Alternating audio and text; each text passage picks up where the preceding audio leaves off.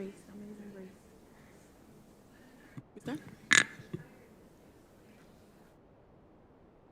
Good afternoon.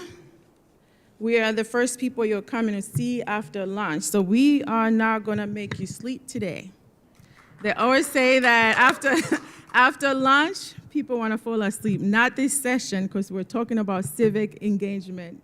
So you're here for a reason, you're here for a purpose. College civic learning and the future of student success, bridging democracy, workforce, and equity. Are you here for that? Because some people weren't in the wrong room. If you're here for that, let me hear you. Wonderful. This will be a critical discussion where the future of democracy meets the vibrant energy of higher education. We unite as thinkers and leaders to explore how learning shapes the pillars of a thriving democracy. We continue this journey to understand how education becomes the cornerstone for informed citizens for our country and the world. So I want to call your attention to a quote by a young woman, back then born in Albania. She became a great citizen of the world. She said, "I alone cannot change the world, but I can cast a stone and create waves in the water. A single stone, many piles of waves." This young woman became known as Mother Teresa, but she was born in Macedonia, former Yugoslavia. She is a great force reminding us that you cannot work alone. You cannot achieve a lot of stuff by yourself. She also reminds us that the silent voices, being silent, mean you are standing for something. So we have to speak up, we have to take our mics and talk to each other and collaborate. Today's panel is about collaboration. You will learn about the things that they are doing.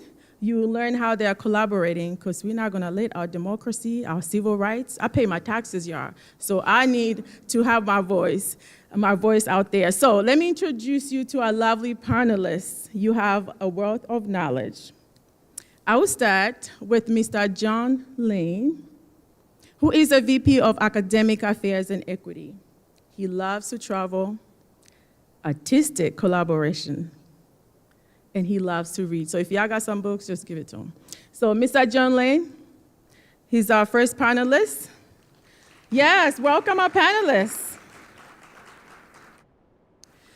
Our next speaker will be Mary Beth Love. She's very interesting. She was doing nutrition and moved to California from Connecticut, like who goes from one end to another. But with that said, she loved to speak above 75 line. She loves collaboration. And she is the executive director for Metro in California. Miss Mary Beth Love, come on in. Our next speaker is Kara Schneider, senior advisor for civic learning and democracy engagement. That's why we're here today. She enjoys talking, and she has two grandkids, a 4-year-old and a 7-year-old, so she enjoys just spending time with them. She loves to travel, but those are her priorities in life. So come on. Oh, you already joined us. Wonderful. And I will introduce my lovely boss from CCA, Complete College America, who, yes, sometimes he makes me work harder. Mr. Charles, he is a VP of Research, Policy, and Advocacy for Complete College America. Mr. Charles loves to read, to travel. What else? Let me see. He loves, a whole lot of stuff, but he loves crossword puzzles. As you can tell, he's a little taller, so he loves basketball. I asked him if he played basketball when I met him. He did. So, thank you for joining us. And our last but not least, this lady deserves a round of applause, Ms. Martha Kanta. She was, during 2009, for 5 years, count after 2009. She was appointed by President Obama, approved by the Senate. She was an Undersecretary of Education. So for 5 years, her decisions affected our decisions, higher education. She did well, yeah, so give her a round of applause. As I sit on my chair, just telling them how much time they have, I'll call Mr. Charles Ensor to the mic. Thank you, everyone, and thank you for being here. We're looking forward to engaging with you. You will have time for questions and answers. Thank you. Thank you, Grace. So thank you very much for being here, and please keep me on time, Grace. Where'd you go? Okay, cool. I'm going to open this panel to talk about Complete College America's take on civic learning and democracy engagement, and specifically, where is the intersection between the concepts of civic learning and democracy engagement and that of student success? And we're essentially making two sets of arguments, right? So on the top half are three. One is making sure that higher education is successful because as goes higher education, so goes democracy, and I'll touch on that a little bit. Second is making it very clear that when when students are graduating, when higher education is providing value, there's a lot of positive outcomes for our society in terms of civics, in terms of democracy. And then third, on the inverse, if you will, when we talk about civic engagement, civic virtue, particularly in a self-reflexive sort of way in our classrooms, that in turn is proven to lead to student success. So therefore, based on those three things, what are the things that we should do, right? So one is obviously be successful, but also make sure that the attention from the media and elsewhere is on your success. And I'll go into what I mean by that, and obviously none of these things are easy tasks. The second is making sure that the college completion movement is embracing both civic and workforce outcomes and not making some sort of false split where there isn't one. And then that we're embracing CLD practices that improve college completion. So on this slide, so starting with the first point about higher education and its success, when we think about the headlines that are coming out, right? These New York Times, Wall Street Journal, USA Today, just pick your newspaper. Every major one is questioning the value of higher education because that's the sentiment that is out there, right? And that's sentiment that they feed. And it's not necessarily a surprise that that if higher education is struggling, that civic engagement and democracy would struggle, right? I mean, if you think about it in terms of, if you can hold two things, two facts together, one being the fact that the Pell Grant has essentially gone to about a third of its purchasing power relative to several decades ago, and at the same time we're all gathered here because the college degree and the college credential of economic value has never meant anything more. If you're somebody who can't afford college because you're locked out of it because it's become so expensive, and then at the same time you're being told that to participate in this economy, you need to be in it, that's a rigged system. And when you feel a rigged system, you're less likely to participate in public systems in general. It's the same idea with the studies that show that if you're pulled over by the police, even if you're not arrested or brought in or anything like that, you're less likely to vote. If the interactions with your systems aren't great, including in higher ed, then democracy, that's one way in which it can crumble.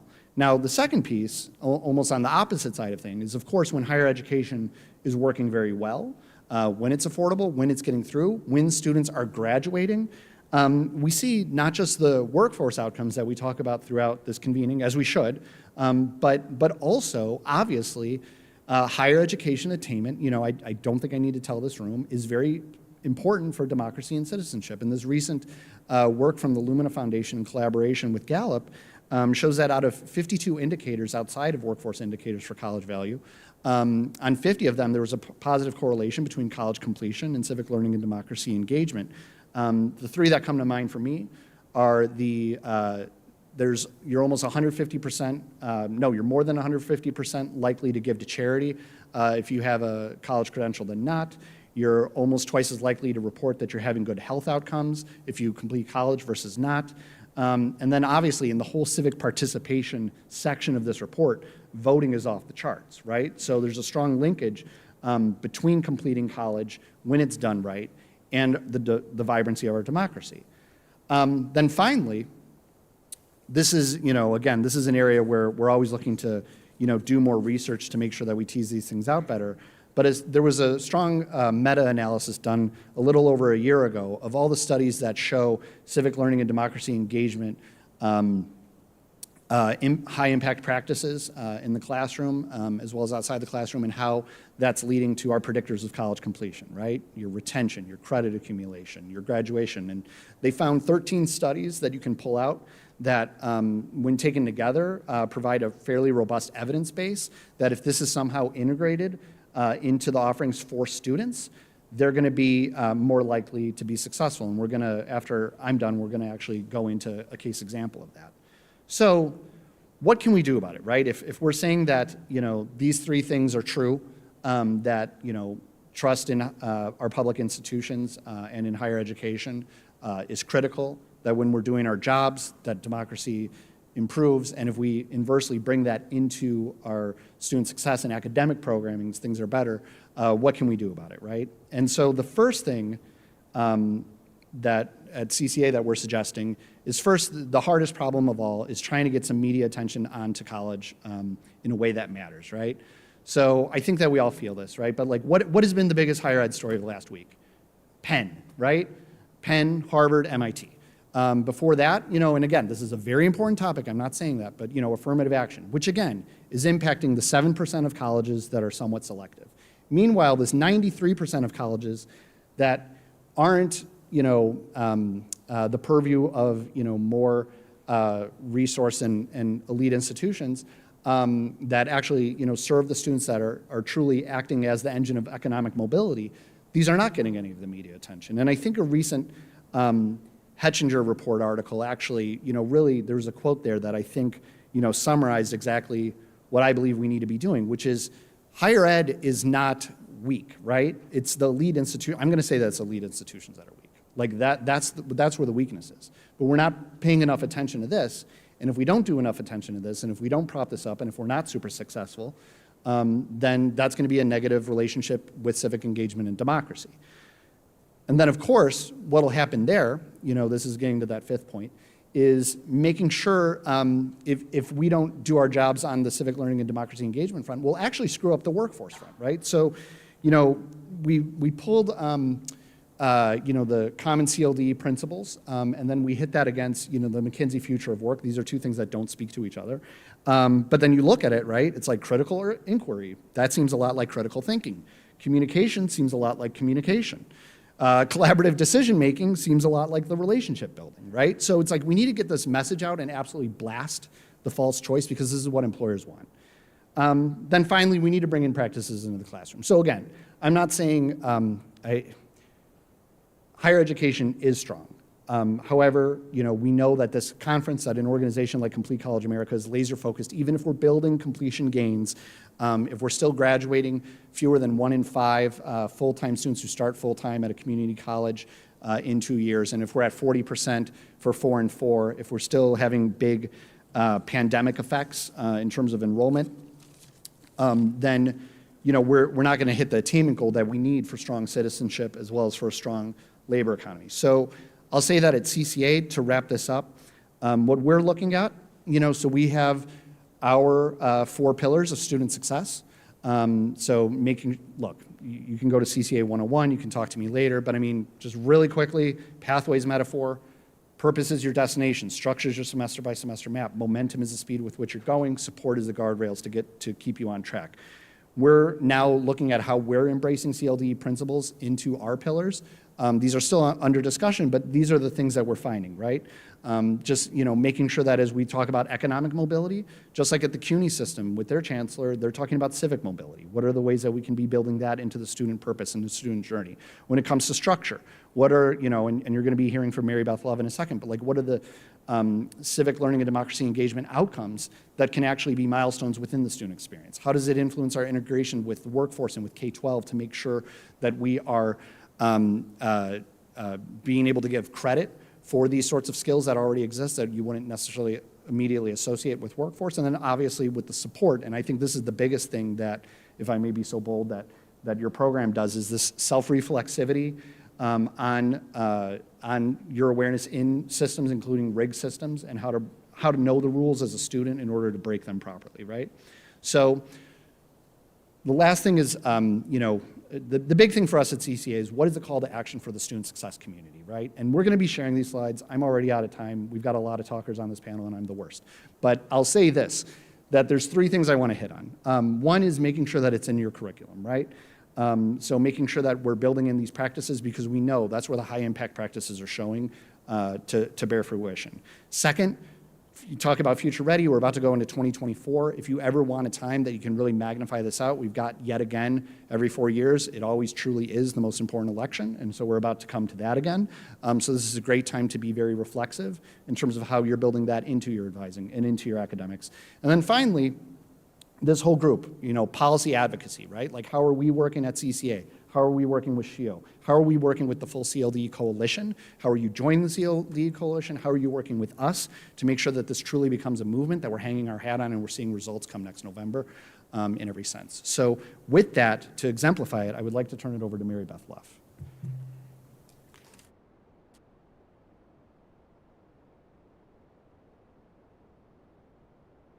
Well, I'm very honored to be here and to speak to you today and to be part of what I know is a movement to improve what we're doing in higher education and in our society for all of our people and to make us not only more student-focused but more people-focused. So the Metro College Success Program, which I've been involved with for a long time, actually from the beginning, our mission is to increase equity and excellence in college education through engaging, supportive, rigorous, and socially responsible education. Okay, there you go. What is Metro? Metro is a redesign of the first 2 years of higher education. All of you know the first 2 years are the leakiest part of that pipeline. It's where many students spend time doing their GE and figuring out what they want to do. We do that by doing cohorting students in student learning communities for those 2 years. We have a scaffolded GE pathway across those first 2 years.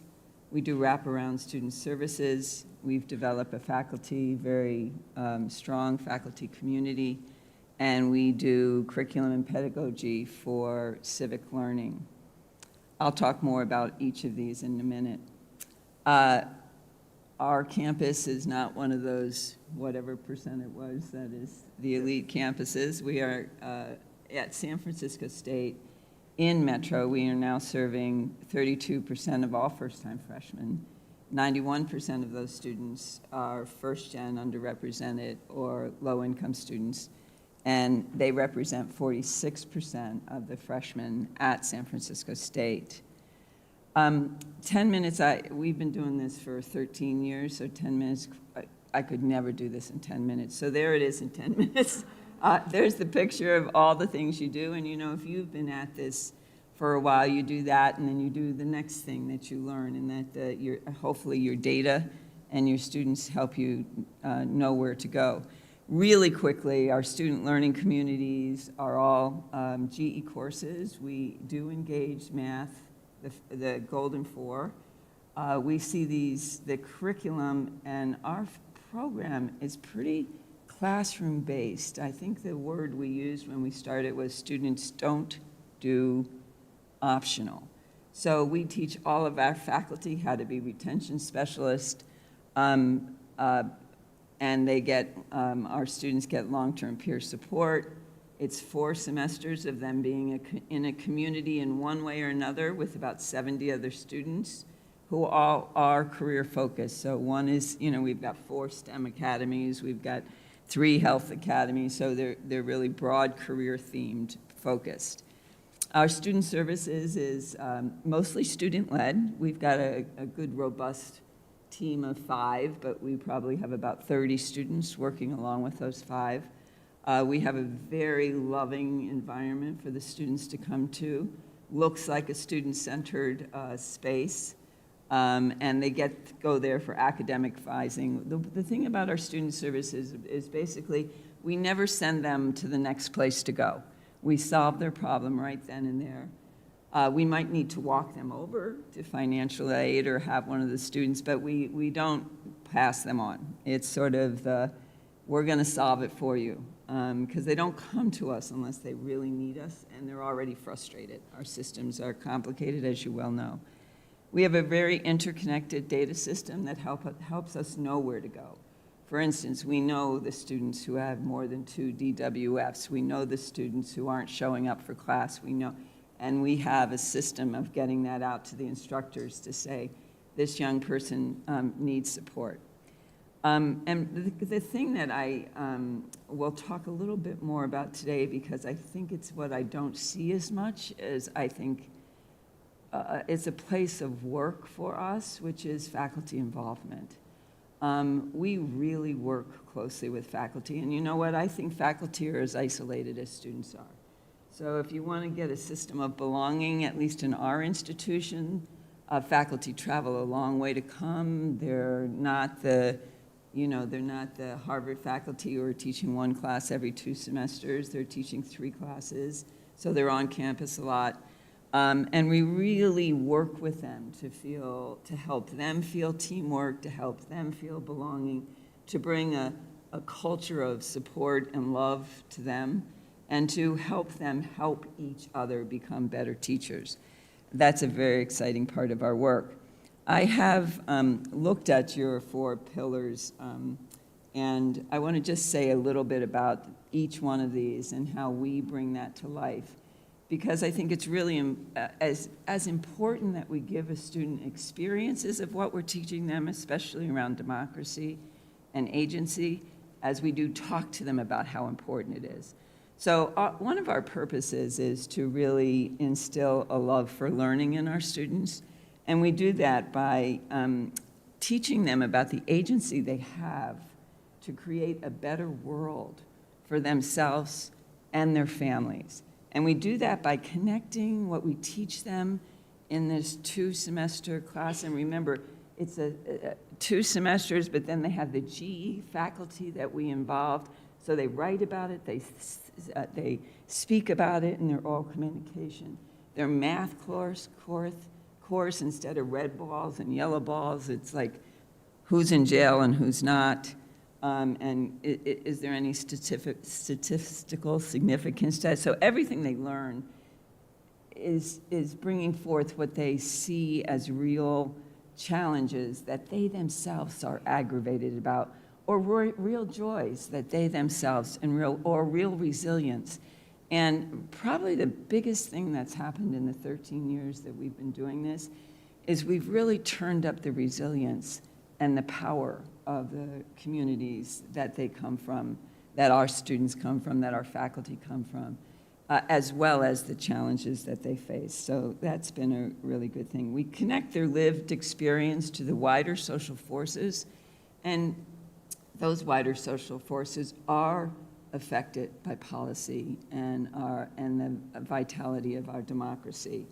And we make sure we give them a vision that they can create a healthy, prosperous, and more democratic future by being active together. But we always say, this isn't about you getting ahead, it's about us locking arms and getting ahead together.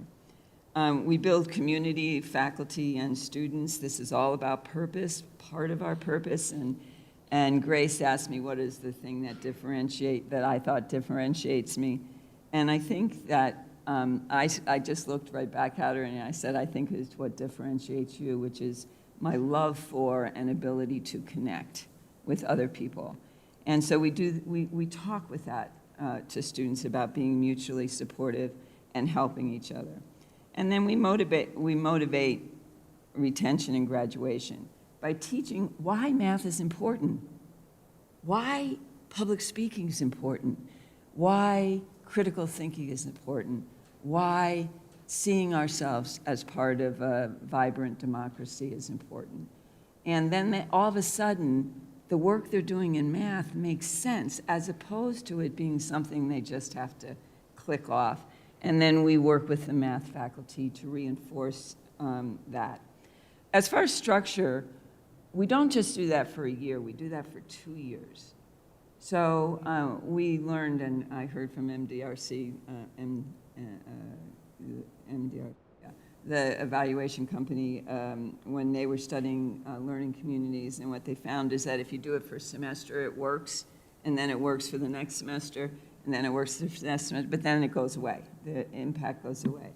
So that 2 years of working with our students makes a big difference. So there's 70 in an academy. There are 13 across campus. Again, they're all broad career themed. We really encourage students to work with each other and being supportive. They are block enrolled in 2 to 3 of these classes together for a semester. And the core courses, again, are aligned with the Golden 4. And then in that core course, we scaffold and reinforce those core academic skills, because so many students come to university or with such rich lived experience, which we tap by making our curriculum relevant. But you know, they've been in classes of 40 in a math class as opposed to classes of 70. Which is with a math class with 7, which is what our private high school can give to students, but our public cannot. I need to stop. Okay.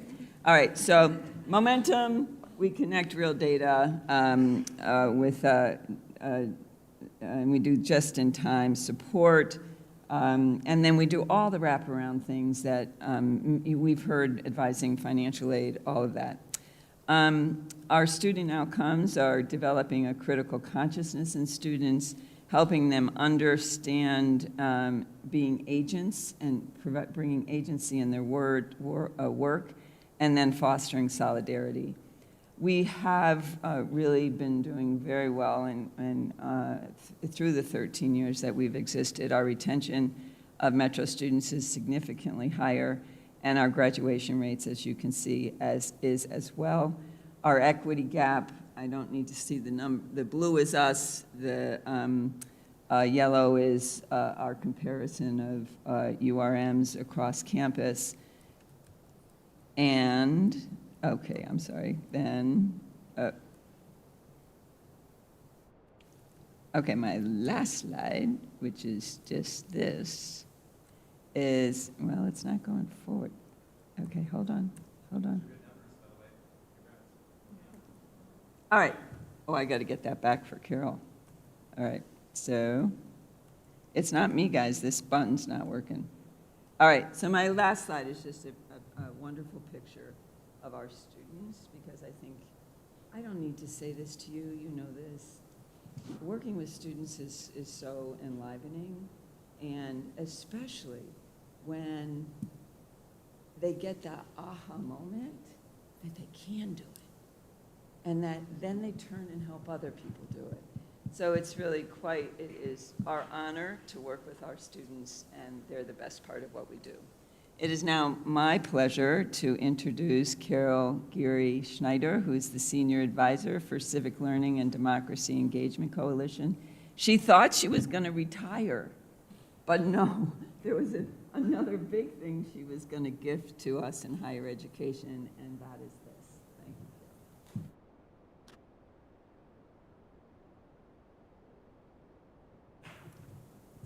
Carol. So I hate to be the person who cuts that off, because I personally could listen to Mary Beth's work and what she's accomplishing at San Francisco State indefinitely. But where I want to start in this discussion of how we braid civic, career learning, and student success together is this. This is a splendid example of doing exactly that, of helping our students put together their broad learning, their career learning, their civic engagement with problems that they know need to be solved because they live them, and making it part of what it means to actually complete college and complete it prepared to make a difference in the world. Metro students emerge with a sense of themselves as change makers. And I think that's an important part of our discussion of what it means to be future ready.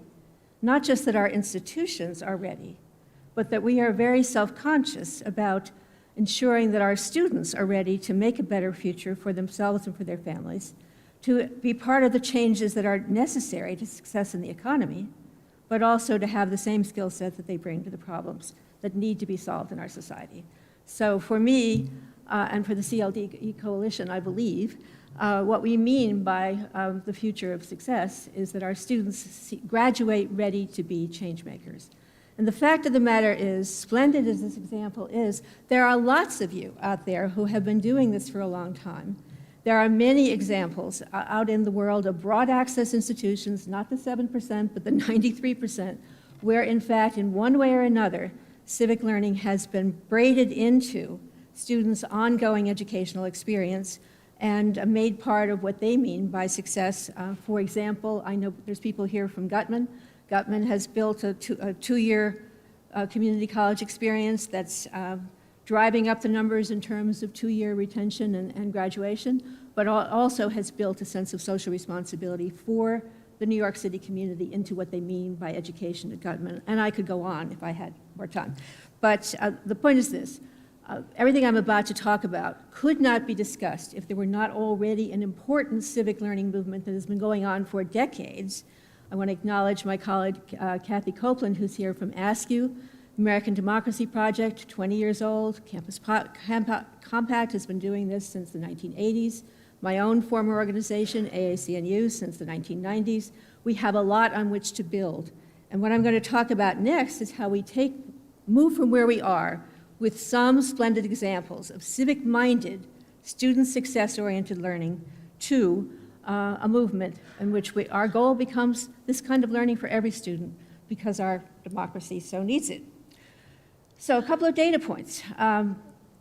Despite all the concern about college enrollment, the fact of the matter is that the majority of students who come out of high school, 60% of them will go directly to college. And millions more come back as returning and working adults. Lumina tracks this, and 52% of students, adult Americans rather, already have a post-secondary degree or credential. There are 40 million more, as you know, who have some college but no degree. That's 19%. Put together 52% and 19%, we could be making such a difference with that 70% of the population that comes to higher education in the way they think about their ability to change the society of which they are a part. Not just in the workplace, but in their communities where they live most directly with the problems we all face. But to get there, we're going to have to create rich connections that don't really exist, except in a few places, between the student success initiatives and our involvement in preparing students to solve problems that matter in their lives, in their career fields, and in their democracy. Or to put it differently, how to imagine if every college student were devoting time and talent to democracy's future, to creating that more just and inclusive and responsive and creative society. So to that end, CCA has been one of 5 lead partners in starting what we call the Civic Learning and Democracy Engagement Coalition. You're going to be hearing later from Martha Cantor, who's the head of College Promise, and really this was all her idea, so I want to credit her with that. You're going to be hearing from John Lane, who is with SHIO. They are lead partners, as is Complete College America, AACNU, my own former organization, Campus Compact. But we are working with over 75 partner organizations. State systems, several state systems have joined with us. You'll hear about that from John. All of the accrediting commissions have joined with us, several private associations and networks. There are tens of thousands of people already working in this space, and the coalition is trying to bring visibility and a shared sense of direction to what we're about.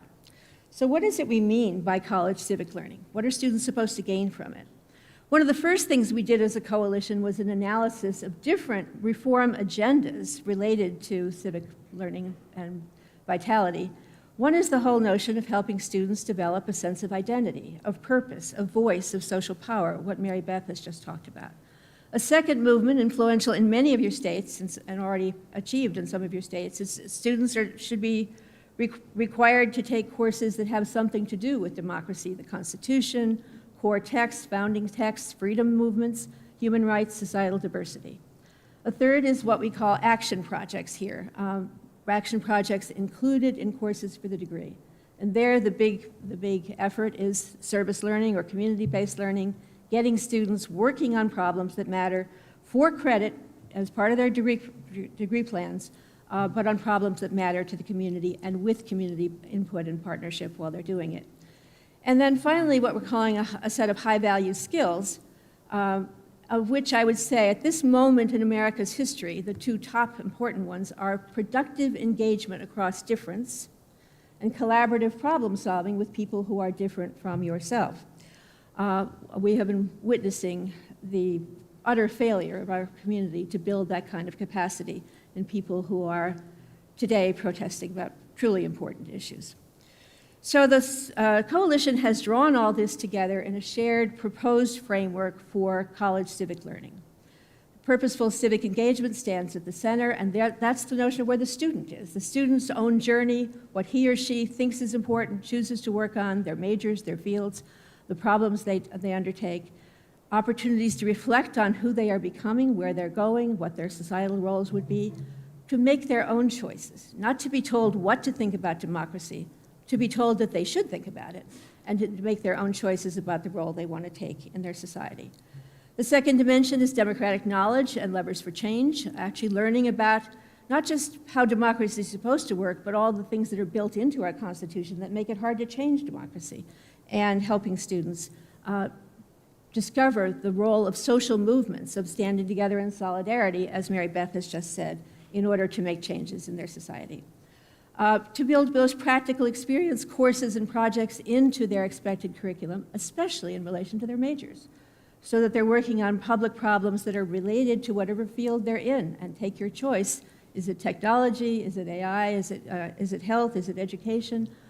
Every field has significant difficult problems, and students deserve an opportunity to work on them in college. And then building those bridge building and problem solving skills into the college experience. There's much more to this framework. We have put it on our website, and the website is on this slide. So if you'd like to go into the details, we would love to have feedback on it. But this is what we mean by the what of college civic learning. And as Charles has just told you, when students do this, they're more likely to persist and complete. They're more likely to gain knowledge of and some sense of responsibility for the public problems we face. There's a dramatic boost to their gains in academic and problem-solving skills. And crucially, they gain the mindsets and the practical experience that employers are looking for. They become more desirable in the job search than they would have been without these experiences. So I urge you to take a look at the report that Charles mentioned that AAC&U did last year. It also is on our website. A synthesis of the findings from it is on our website. So if you want the one-page Cliff Notes, they're right there on the front page of our website. But now I want to call your attention to one new additional resource that has come out of the coalition's work, and especially AAC&U's work. And that is a new report just out in the last 2 weeks, taking a look at what employers say about the difference college should make in making students career ready. Big study, interesting piece of it. They broke out the employers by age, also by role. They're both executives and hiring managers. I'll show you that in a minute. A big chunk of them under 40, and that turns out to be significant in some of the findings. So what is it they're looking for in that well-prepared college graduate, the one who they want in the workforce, not for democracy? Well, they want hands-on application of ideas right up at the top, part of the framework for civic learning that we are recommending. They want both encouragement to think for oneself and evidence of independent inquiry. That's the fourth one down here. All of which is what we're trying to cultivate through our involvement of students in self-reflection on their role in society and active work on public problem solving. They want broad learning and exposure to a wide variety of fields, not just one field and one mindset. And some of them want community-based experiences, 39%. But look at this.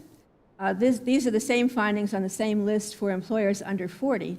And I was thinking about this. Who are these people? And I thought, actually, I have 2 vice presidents in my own family who are 39 years old, so that's what we're talking about. Community-based experiences are much more important to them than to older employers, and that's because a lot of them did it in college. They did this kind of thing, and they know how beneficial it is. And then another look at this. It's routinely said, oh, the executives want that broad learning, but they're not hiring for that. So this particular study compares executives with the hiring managers on all the dimensions of a well-prepared graduate, the broad learning as well as skills, et cetera. And guess what? They're not that different. They're almost exactly the same. And AAC&U has been doing these kinds of studies. This is the 8th for many years, commissioning them. They don't do the research themselves. They analyze it, but they don't do the actual surveys. So in this particular report, they compare what they found in 2018 with what they found in this 2023 study. Almost no difference. But there were two major differences that I think are important to people in this movement, in this community. The importance of being prepared to work with people from different backgrounds rose from 69% in 2018 to 77%, echoing things that were said in earlier sessions this morning. Employers know this is a diverse world. They want people who are ready to work in it. Whether we call it equity or whether we just call it competence, the fact of the matter is they value this. And they are also looking for creative and innovative thinking. That is way up over the 5 years between the 2018 study and this one. So the key point I want to make is that active, collaborative civic learning builds all these capacities that employers want, and it helps students gain the skills they need, both for the economy and for democracy. So how do we actually move from research, examples of inclusive practice, to scaling this movement? And the next two speakers are John Lane next from SHIO and Martha Cantor for College Promise are going to be talking about what the coalition is doing to try to bring many institutions, states, agencies, leaders into this movement so that we can all see civic learning as part of what we mean by student success. So John?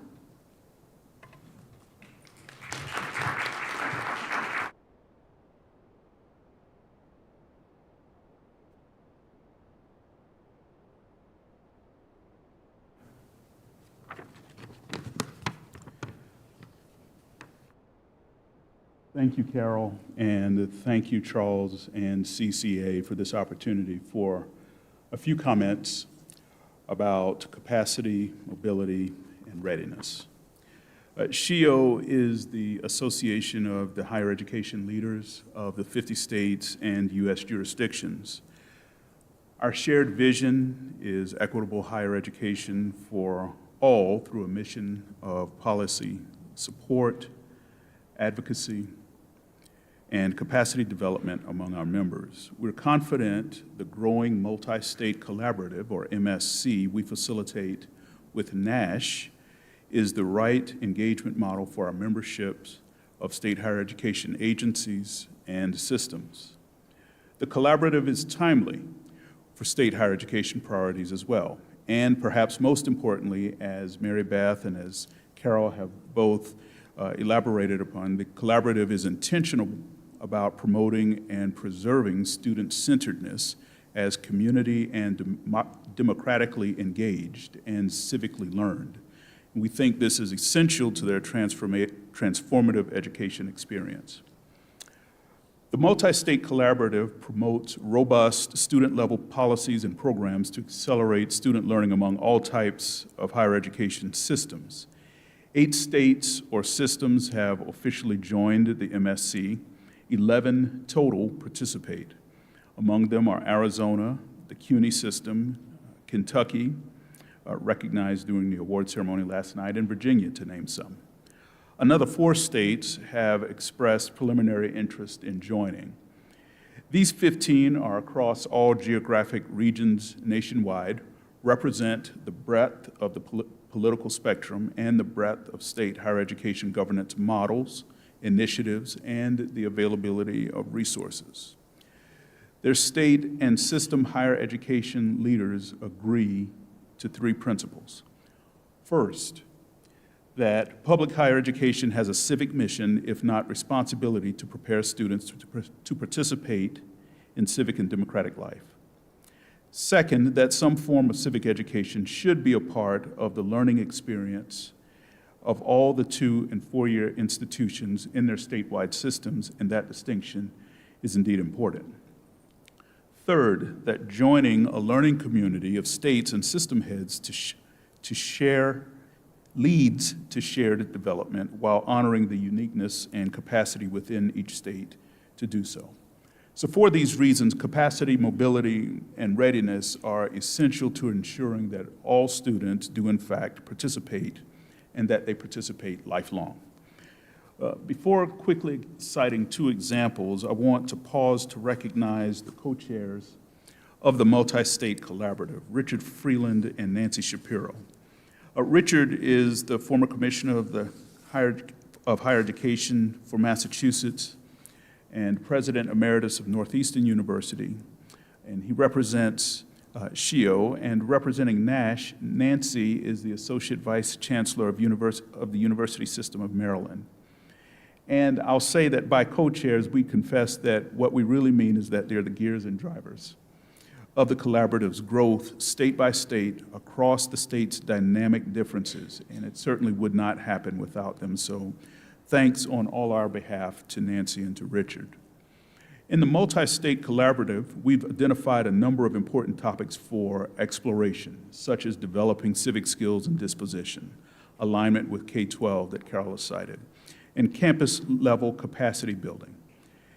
This October, the collaborative was programmed onto the remarkable Democracy 360 conference at the University of Virginia, where we talked about these and more. It was Felix Matos Rodriguez, Chancellor of the CUNY system, who said that CUNY joined this collaborative because he knows CUNY can learn from other states about what it will take to expand from a few institutions where civic learning is already a degree requirement in the system to a shared commitment that civic mobility should be a strategic priority for all CUNY students system-wide. To quote him, CUNY has long been a national leader in social mobility, but I think we need to add to the mix. The way I see it, fostering civic mobility is part of fulfilling our larger role with the intentionality that I think the moment requires. During the same session, Jana Weiss of the Kentucky Council on Post-Secondary Education made a workforce development case for civic engagement that Carol has alluded to just now. To quote the council, nearly 3 in 4 employers say they have a hard time finding recent college graduates with the essential skills needed to succeed in the workplace. So as a response, in Kentucky, the council developed the graduate profile, a set of career-focused learning outcomes each graduate should demonstrate as part of their college curriculum and that are needed so that they can thrive in their careers. Among them, they list engaging in civic life to improve society, as one higher education organizations and workforce professionals identify for success across all fields of study. This year, when SHIO released our own state priorities for higher education, affordability, enrollment and completion, and addressing equity gaps were among the top 10, and expectedly so. Yet, the #1 priority for state higher education leaders this year is economic and workforce development. So with employers in states participating in a collaborative, like Kentucky, saying that civic learning is essential to higher education's preparation of workers and citizens, the timing is urgent to explore and to promote how. I'll conclude with a celebration of one more highlight of our fall convening, which was a remarkable session Ron Critcher led. He's the president emeritus, you may know, of the University of Richmond, also an accomplished musician, a cellist. And the session he led included students who were empaneled with educators and researchers to make the case for centering student voices in the civic learning process. And this echoes Carol's citations of all the reasons for persistence and completion, the examples cited just now as well about life and career momentum and engagement. So when we talk about scaling statewide and when we talk about systemness, we want to identify those state and system strategies that at the same time do not dilute the dynamic student-to-student ownership, self-identification, agency, and urgency for civic learning. In truth and fact, if we pay close attention, students already get this, even if they haven't codified a taxonomy around it. they want to lift as they climb. They want to learn, to go home, and to be a benefit to community. And learning how to better impact community in the most local and the most nationwide sense. So I want to appeal to all of us attending this afternoon that if you or your state leaders are interested in participating in the collaborative with us, to reach out after the session, but to learn more about ways to take advantage of system and statewide capacity about this, it's my great pleasure to introduce our speaker, Martha Cantos. Thank you.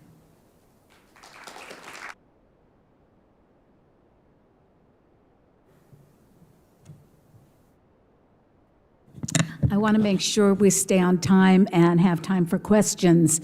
And if we don't, or if we run short, please join the movement by going to collegeciviclearning.org or call any of us on the stage to say, how can I participate more? Can I have access to some of the examples that are out there? Or can I show what I'm doing out there? This is the whole purpose of the coalition. So my little part is on the ground. You've heard what's happening in systems, state systems, in higher education. You've heard Carol talk about the history of this, why it's so important.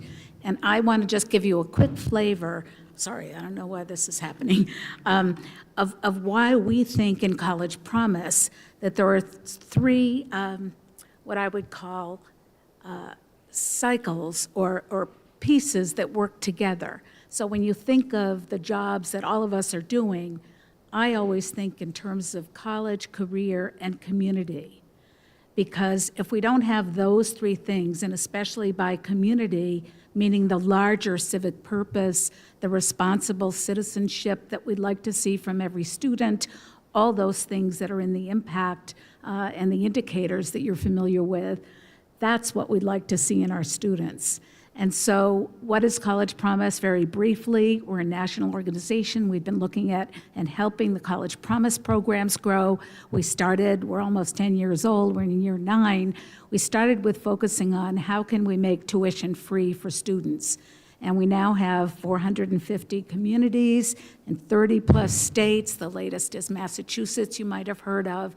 So it's a growing movement, but money isn't the only thing that matters, and I think all of you know that. It's money, it's student supports, it's quality teaching, and it's a vision that they're part of a larger system, which is what we can say when we talk about the US, when we talk about global responsibility. This is just a map that if you want to find your state, your communities that are doing the free tuition and all the other supports, please go to that. Why are we involved? I talked about that at the beginning. Our involvement is to, and Carol said it best, we'd like to see college civic learning for all students.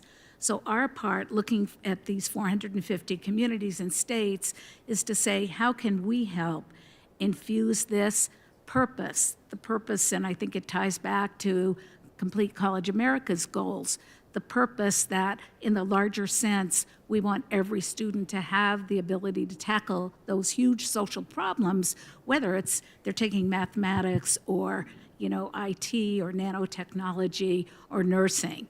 How can we impact civic learning? And I think this is a question you can ask yourselves. We can give the examples. I think Mary Beth Love really gave a great example at work. I encourage you to share with that. We can also encourage the leadership. And when I look at leadership in College Promise, it's higher education, K-12 leaders, executives from the business community, government, philanthropy, and the students themselves. So there are all kinds of parts to this that we want to impact, and I think a lot of your programs have relationships with the nonprofits, with the for-profit companies that you're designing and hiring those students, and we'd like you to reach out with this whole civic mission to them and why it matters. We all know, I think, that our democracy is risky. We're a very fragile time. We need to do our part in this, and we'll give you the slides. But my last slide is really a call to action and to Complete College America's leadership that is focused on connecting our students and their concerns with what it means to be civically responsible, socially responsible. We have the new multi-state collaborative that you've heard about from John Lane.